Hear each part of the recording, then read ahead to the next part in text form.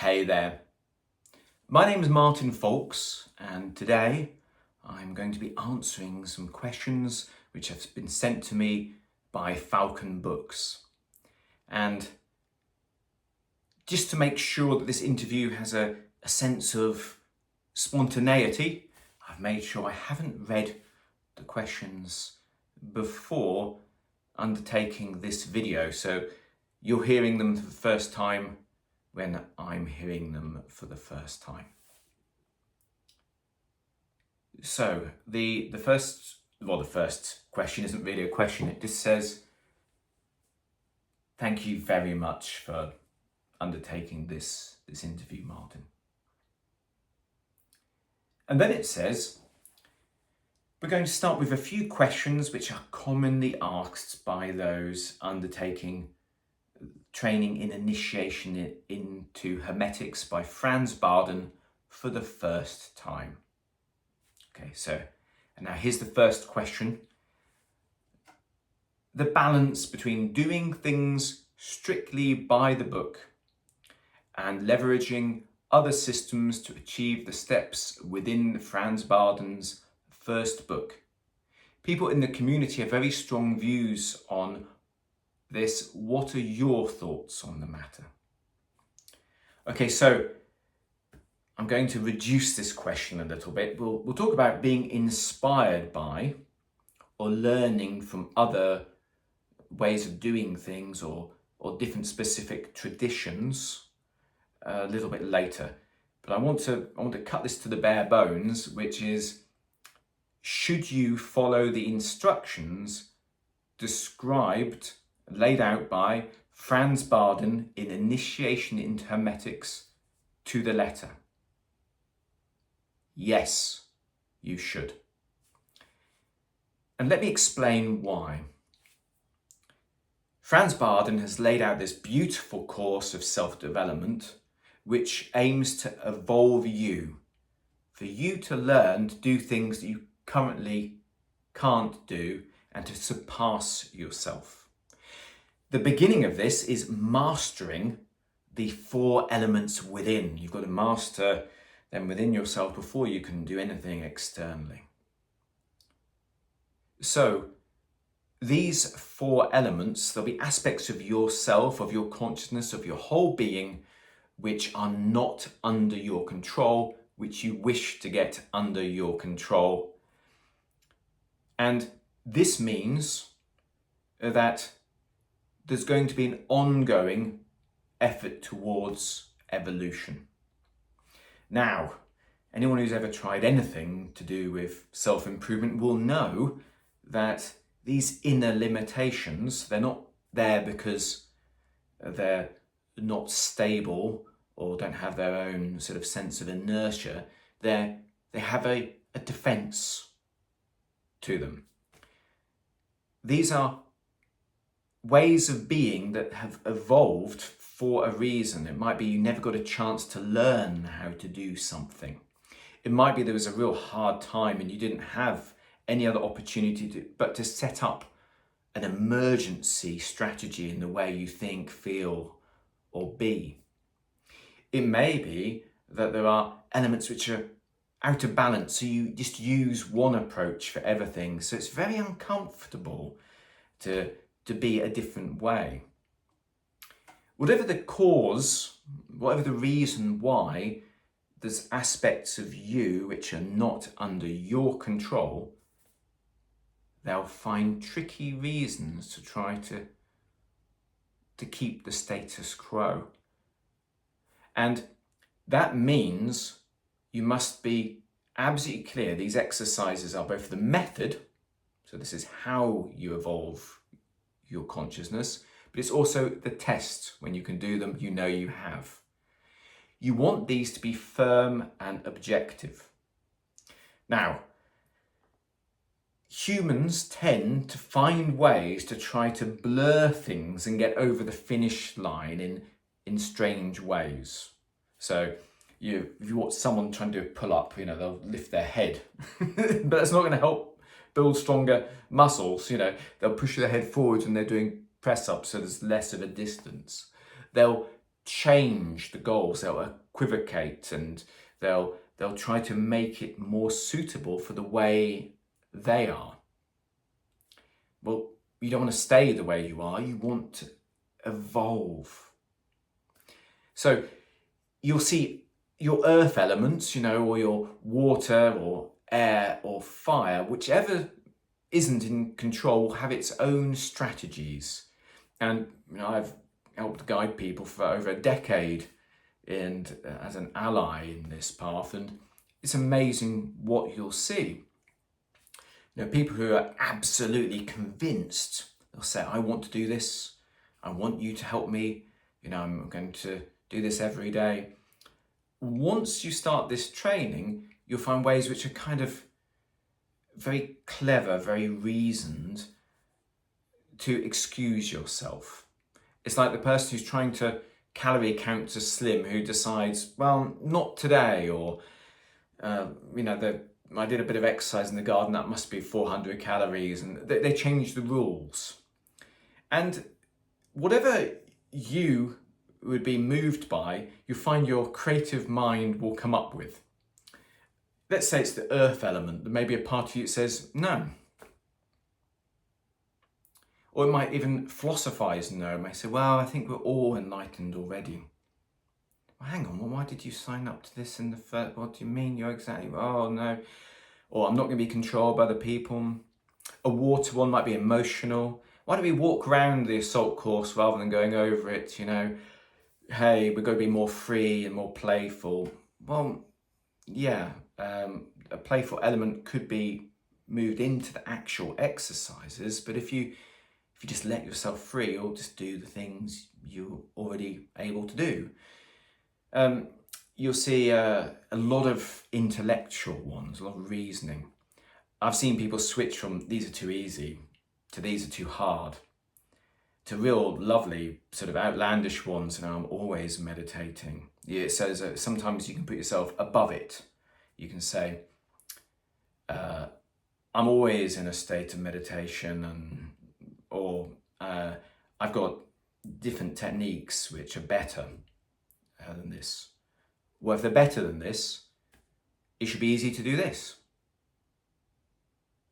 If you've mastered the actual thing that would allow you to do this, just do it. It must be a triviality for you. Or special insight, or an interpretation which is easier. And you see, it's not, then there isn't a room for interpretation. Barnes says, do it exactly as it is. And then the introduction says, people keep picking and choosing, do it in the exact order. So, and you'll see a lot of this specialness that allows you, I've got experience in a different sort of place. I know a better way of doing it that allows you to gain those abilities. It is never a and. And that's why we have to be suspicious. It's never an and. It's never this method will allow you to be able to master this afterwards. It's never a preparatory exercise. Watch out for when it's a replacement. Fire, it may well be sort of your ambition is saying, no, don't stay on this, keep moving in patience. You will find the most interesting things come up. And correcting your mind, just keeping on the track exactly as it's described, this is the only way you're going to be able to achieve something. And yes, that's an abnormal thing to do, but you're going to be achieving something extremely special. So if you have mediocre interpretations of the system, you also have mediocre interpretations of the results. You'll say, you don't really need to do this exercise I've described, and you don't really need to have those outcomes. Franz Bardon does describe clearly demonstrable benchmarks, both in terms of abilities, things you can control and demonstrate, but also in terms of your qualities. Quite early on, he'll say, now the practitioner can stick to any form of ascetic discipline that they place before themselves. Now the practitioner will be achieving far more than their fellow man. Now the practitioner will have an intuition that takes on a universal nature. All these and many more benchmarks are clear to see. If you don't interpret the exercise and practice the exercise exactly, then you also won't be looking for that level of results. So you really, really do miss out. Now, leveraging other traditions. So this one comes under the idea that there's a special knowledge way. Yes? So it might be that there's some way of thinking about this exercise, or some way of doing it, or some experiential practice that can change you, that means you don't need to do this work. Well, let's once again be a little bit suspicious. Why are we always searching for a way to make it easier? That's an intriguing thing. If someone came to you at the gym and said, if you swing the weights, you don't have to lift them with such force. Hang on, no, the aim is to make the exercise hard so that you can change your nature. So, yes, stick with it exactly. Now I said afterwards I'd talk about where can you draw on this. Well, these are universal exercises. So you will see equivalents in other traditions. I think it's lovely to read about those and be inspired by those. And you may even find practitioners who've specialized in it. So you can go off and you can spend time, you could sit with someone who's, they've spent 50 years learning to clear their mind of all thoughts. Brilliant plan. But don't get sidetracked into their whole way of doing things or associated practices. Make sure this is just a source of inspiration or insight. Make sure, no matter what, before you move on, you can do it just as described. You could have yourself an and, which is similar, but not an or. Yes. Okay, let's look at the next question. Before we move on to more exotic subjects, vacancy of mind, visualization, depth point, mental wandering. Can we say these are foundational skills and also the skills that people seem to have problems with as they work through initiation into Hermetics? And of course, soul mirror work here is necessary. Can you give advice to students on these different aspects in turn? Okay, so first and foremost, let's talk about that vacancy of mind. Obviously, you've gone through all the exercises leading up, and that means you won't have a problem with drifting off or distraction or anything like that. But the vacancy of mind is very good in the sense that, remember I was talking about really trying to balance those inner elements. Well, this is a sign of, can you just ask them to be quiet? It's an interesting thing. And often those elements that will not quiet, they're the aspects in your life, in your mind, in your soul mirrors, which are not under your control yet. So this is a really good practice and should be kept up every day for the rest of your life. It's a barometer of your self-mastery. And so I really think it's a daily joy and really the ultimate exercise in being the master of yourself. Indeed, I think Barden called it the mastery of thoughts, probably for this reason. Now, to go more in depth on these points would go beyond the scope of such a video as this, but let's carry on through these different skills, and let me just give you what comes to mind as the most important top tip. Visualization. So let's just talk about the imagination exercises once again. once again, this is going to be about your internal elements. You will be able to form certain things with certain inner senses. And it's important to get these prepared, because these are also the inner senses that tell you later on about sort of what's going on. So it's kind of, you're practicing your ability to create, but also your ability to observe.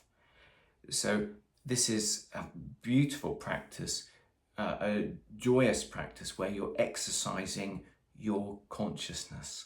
And you'll find that this goes hand in hand with your soul mirror development. If your earth element is lacking behind, or your fire element's lacking behind, you'll find that the corresponding visualization exercise will need a little bit more work. But that work will also allow you to open up that area of who you are.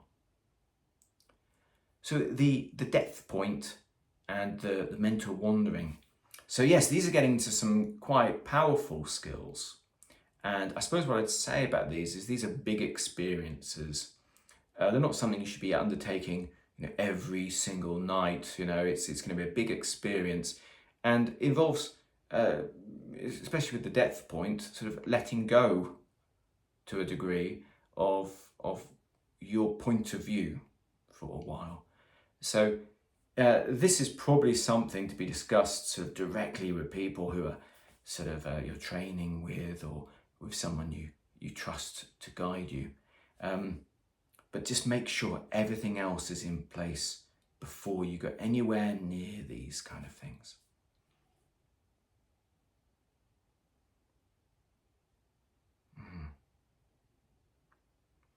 And now there's a sort of comment about this that says, people may completely misunderstand the requirements in initiation of hermetics and spend years on the early steps.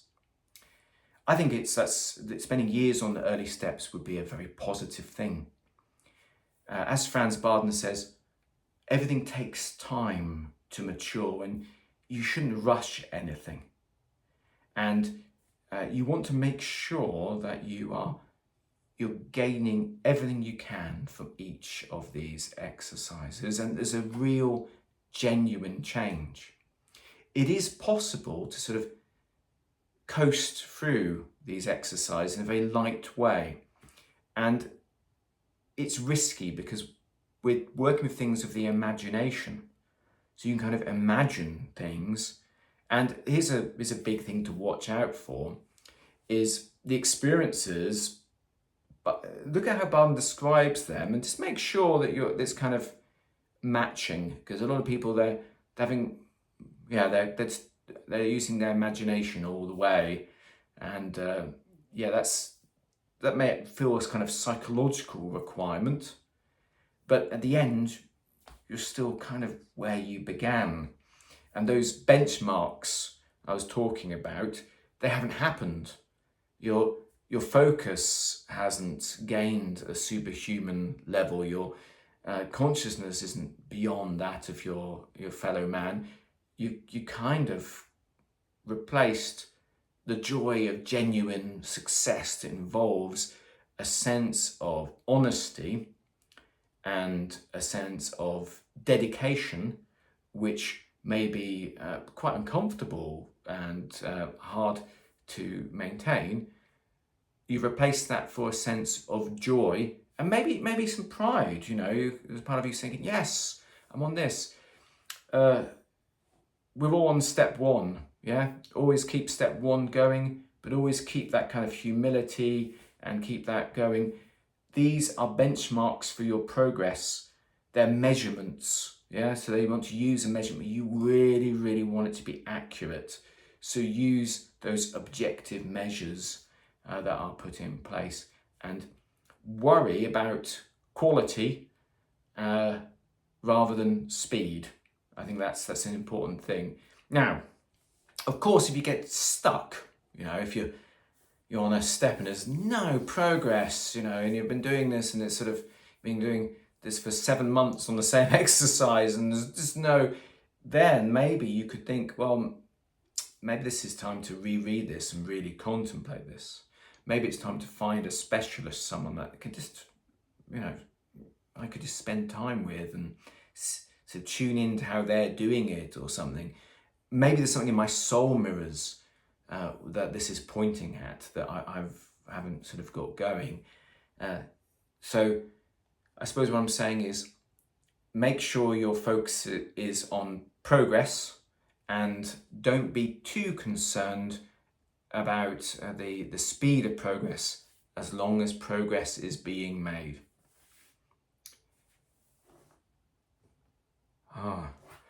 You have a popular video on YouTube about whether someone is really doing initiation into Hermetics. Could you expand on this further? Well, I think we may have covered quite a bit of this now, but yes, we live in a different age now, don't we, than when a lot of these arts were being developed. People nowadays, they get a result very quickly. You can message someone, you don't have to write a letter and wait for it to come back. You just buy anything.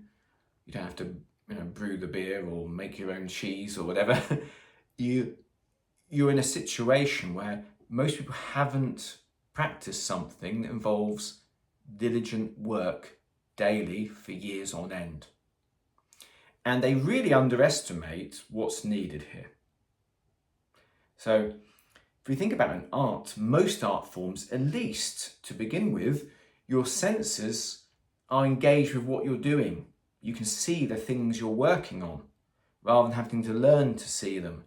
At least to begin with, you're working on something external to yourself, so there's none of this sort of inner clashing where you have to be so diligent and controlled. If you've never done anything where you started off not being able to do it, so a musical instrument's a great one. Some people, you start playing the flute, you just can't do anything. Stop playing the violin, you can make some noise, but it's nothing. If you've never done that, it can be a bit surprising, and it may be that it's harder for us modernly to get that kind of diligence down. So we tend to come up with sort of alternatives to it. A lot of people, they try to do two things at once, and this path on its own, most people can't do it. So to put something else on, say, it's like saying I'm going to be the world's most successful nightclub owner and I'm going to be a world champion boxer. Those two together don't work very well. We need a congruent approach. If you do this, you're going to have to give up a lot of other things and make sure you're completely honest, absolutely honest about your progress and completely diligent. So yes, have a look at that video. Are you really doing it? I think it can be beneficial to some people. Okay, let's move on to Seshen. So Seshen is a small group that I founded of practitioners undertaking this work. I realised after many years of practice and getting a lot of help from people that I wasn't even talking about this to people, and the time had come to repay that. I'd become a bit of a blockage rather than part of the flow. So I decided I should help people. Now, my life's already got quite a lot on, and the people in different countries. So I set up Seshen. It's been going for over a decade now, and yes, it's full of practitioners doing the same thing. Now, let's be clear, it's not one shining light, it's not me, it's not the Martin Faulks show. There are other practitioners in there, many of which who are very advanced in this system. So it's a constellation where we're all on that path together. How may it differ from following initiation into Hermetics on your own? So yes, that's the next part of this question.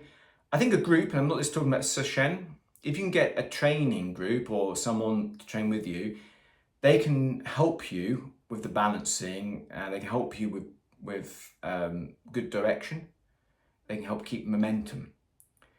So making sure you've got people who are inspiring you to be more diligent and to do it more by the letter and to practice regularly and to enjoy that practice. That's a really positive thing. But I've also found that being around people who are better at something than me, there's like a higher part of yourself learns from a higher part of them. Your intellect might be able to see subtle things, but there's far more learning going on. I think that presence is a really, really good thing. Okay, can we discuss the importance of body work in initiation into Hermetics? So Franz Barden does recommend that you have a gymnastic routine. He says doesn't mind if it's yoga or other gymnastics. The main thing is your body becomes flexible. It's really important, with the body brushing and this gymnastic routine, because it keeps things moving, stops blockages, and it's an as above, so below thing. Remember I was talking to you about the different positions or different elements of the mind. Well, yes, your body. You've probably seen some people that, they're doing a posture with their shoulders back and they're used to being like this, or they're used to sort of slouching and then they stand up, or maybe it's the other thing, but they're used to always being over people and always being upright, and to be kneeling down is a bit good for them. This is a really positive way to approach this. I recommend Iyengar's course in yoga, once again, because it stops selective feeding. Yeah, if you ever had a certain pets, you put all the pellets in and they just eat the yummy stuff and leave the roughage. We're a bit like that. So having a program is really good because it stops you just choosing what you're comfortable with. It allows you to have a healthy sort of progress. Now, the next question is, did you ever find an overlap between the Kuchikuri and Kuchi-In and the work of step 4 and step 5 of IIH? So this would be a bit like, I suppose most people watching this would understand sort of a different gesture. You might have seen these on films, that kind of thing, associated with the Japanese Buddhist, esoteric Buddhist traditions and other traditions. This would be the mudra of the Orient and of India. You'll find that actually these exist in many different cultures. You'll see these kind of things, these gestures.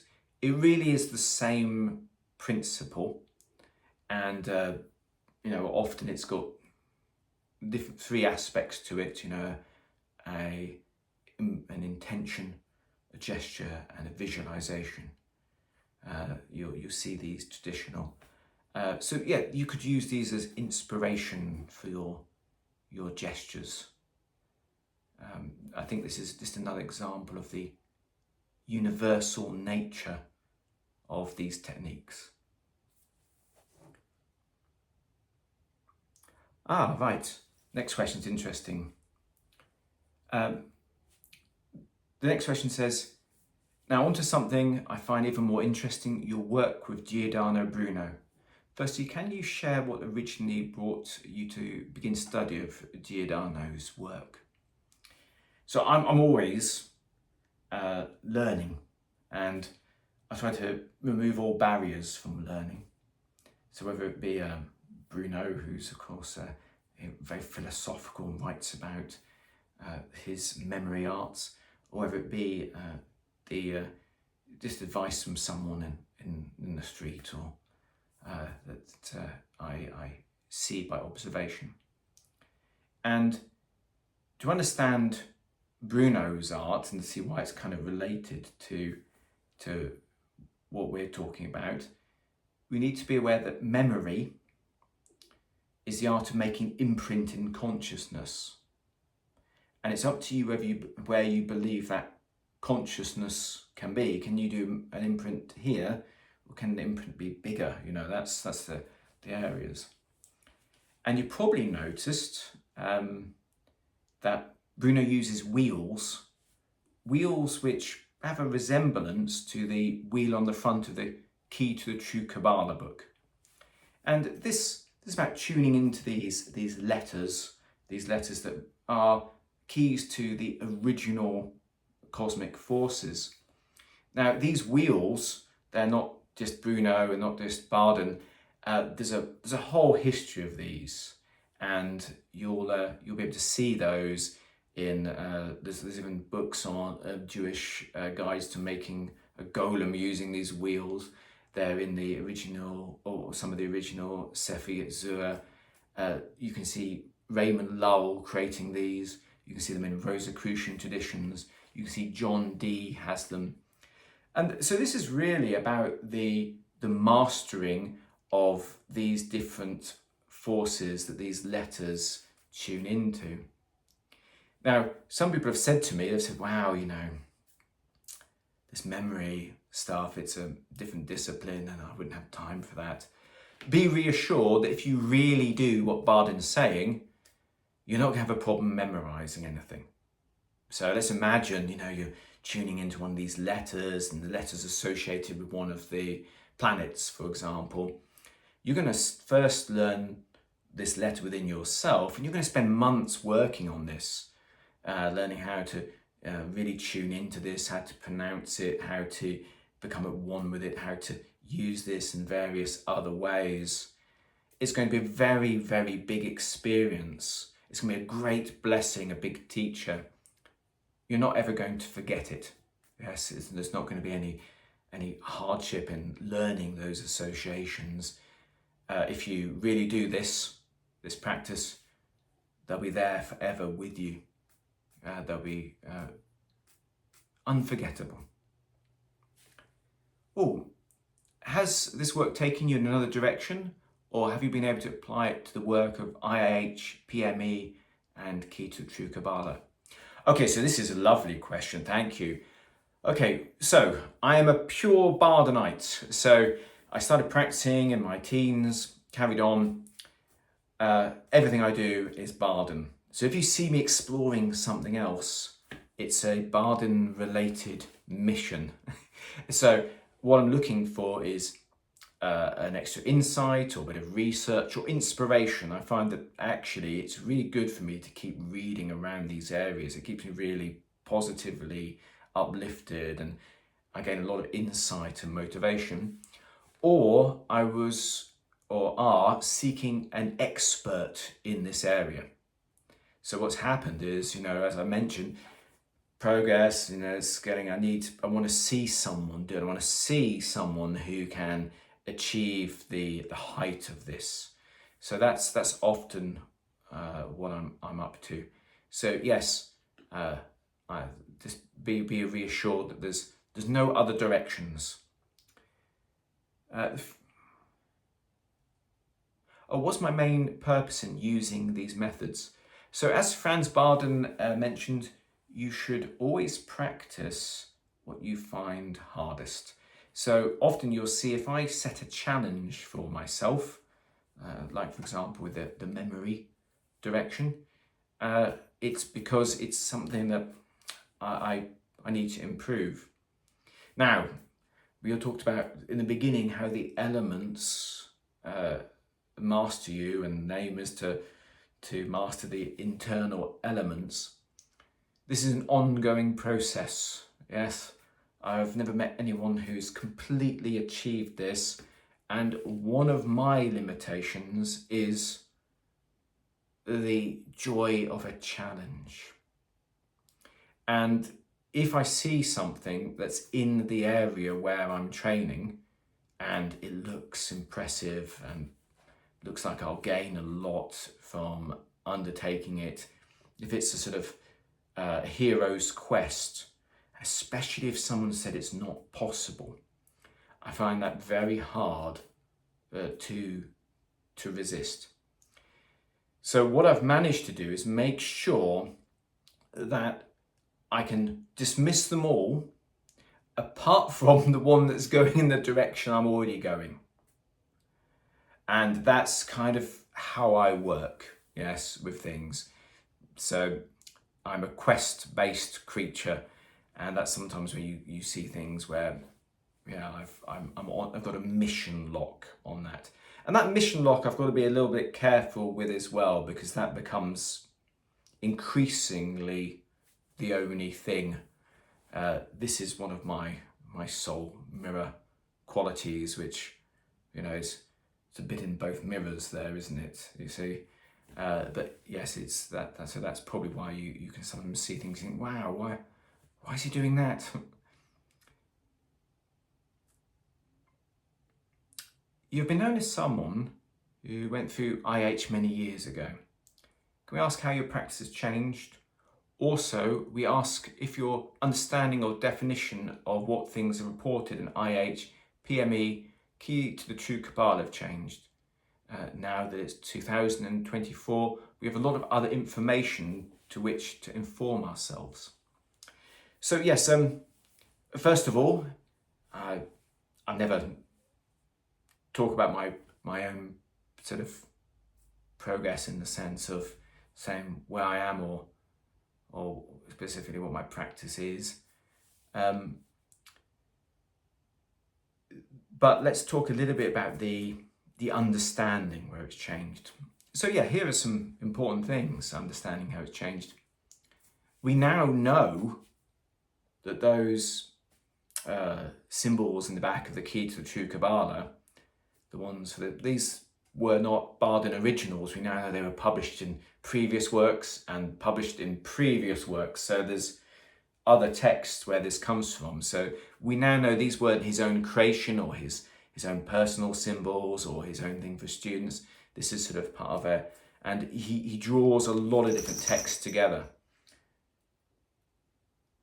And we also know that there are hidden elements. You know, some of these names in the practice of magical evocation, they have they're taken from their codes for different things.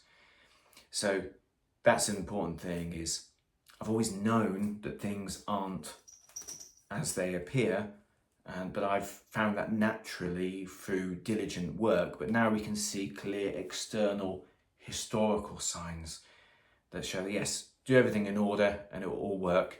But if you kind of skip in there, there's some things in place to make sure that it's not there for those who aren't ready. And maybe we could also say that's kind of the same with the key to the true Kabbalah. Not sure how many people previously were aware of the other wheels and really were very diligent with the contemplation of that. How else has my interpretation changed? I think that might be, so I may have to sit back and have a look. I've kept daily diaries, since I was quite young. So maybe one lovely exercise might be, we could do a video where I said, right, let's meet 16-year-old Martin. I can sit there and I can have a look and see what his interpretations might be of where did he get some of these things wrong. Right, is there anything that I think that's really exciting? We've come to the end of some of these these points, and I've touched on a lot of these very lightly. If there's anything you think, wow, you started on this, could we have a bit more of that? Do leave a comment. Do ask Falcon Books about this. Anything else I'd like to share with the people watching this video? I think this is what I like to share. Your dedication to this practice and this path might feel like you've got to give up a lot. And it might look like initially you don't get much back in return. But I want to reassure you that it is my firm conviction that there's nothing you can do in life which brings greater reward, and that really anything you think you've got to let go of will reappear in a superior, more genuine, more valuable form if you keep on going. And my best wishes to anyone doing this. Enjoy this path. It's a beautiful blessing. Thank you, Falcon Books, for asking me and Theo these questions.